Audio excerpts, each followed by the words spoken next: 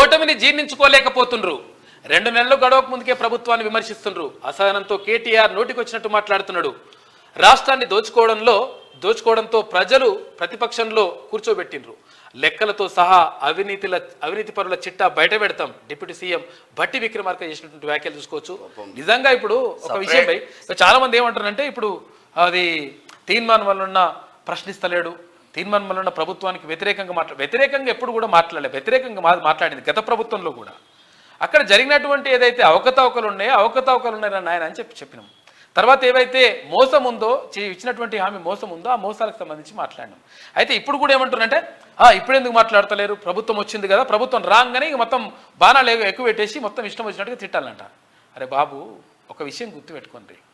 పెళ్ళైన 2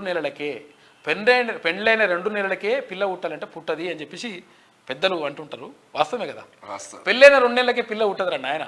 కాబట్టి 9 నెలలు ఆగాలి. అంటే ఇది ఒక ప్రాసెస్ ఉంటుంది. ఒక పద్ధతి ప్రకారం దాన్ని సెట్ చేసుకుంటూ పోతున్నప్పుడు దాన్ని ఫస్ట్ ఇక దాన్ని బాణం ఎక్కిపెట్టు పోయి ఇట్లా బాణాలు వేసేసి మొత్తం ప్రభుత్వాన్ని నిలవరించేది కరెక్ట్ కాదు.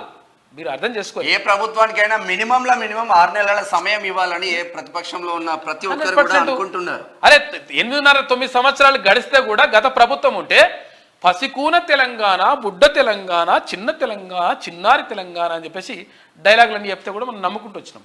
ఇప్పుడు కొంతవరకు సమయం ఇవ్వాల్సిన అవసరం ఉన్నది. తర్వాత ఇంకోటి ఏంటంటే, అట్లా అని చెప్పేసి హామీలు నెరవేర్చకుంటే 100% క్వశ్చన్ చేసుడే. దాంట్లో అట్లా ఏం తేడా లేదు. కాకపోతే ఏంటంటే మనం 100% టైం ఇవ్వాలి. ఇప్పుడు పెళ్ళైన 2 నెలలకే పిల్ల ఉంటుంది. ఆ విషయం గుర్తుపెట్టుకుంది. ఇక మీకు అర్థం కావాలి.